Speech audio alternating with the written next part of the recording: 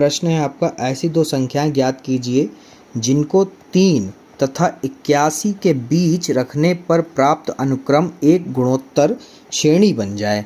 ये कह रहे हैं कि 3 और यहाँ पे लिख लेते हैं 3 कॉमा, ये हम मान लेते बीच में रखा है G1 कॉमा G2 रख लिया है, ठीक है, और कॉमा 81 लास्ट हो गया, ठीक है। और ये मान के चल रहे हैं कि ये जो है एक GP है, यहाँ GP है, ठीक है, ये मान के चल रहे हैं कि बीच में हमने रख दिया है। अब हम लोग क्या करेंगे, यहाँ पर लिखेंगे कि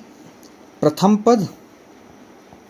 A बराबर आपको दे रखा 3 और यहाँ पर A 1 2 3 4, चौथा पद आपको दे रखा है 81, कितना दे रखा है 81, और n बराबर हम लोगों ने कितना निकाले 1 2 3 4, n बराबर कितना हो गया 4 हो गया, हमने 4 पद लिए हैं टोटल, ठीक है। अब यहाँ पर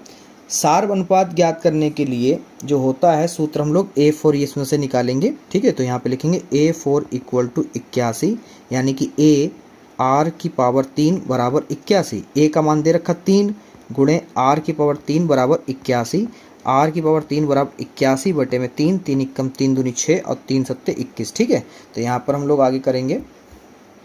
यहाँ पर R की पावर 3 बराबर, ये 3 की पावर 3 हो गई, ठीक है। तो 3 से 3 कट गया, R बराबर क्या आ गया 3 आ गया, ठीक है। अब क्या करेंगे बेटा, यहाँ पे ध्यान देना जरा, यहाँ पर हम लोग क्या निकालना है, द्वितीय पद, क्या निकालना, दूसरा पद। तो इधर चलो कर लेते हैं यहाँ पर, ठीक है,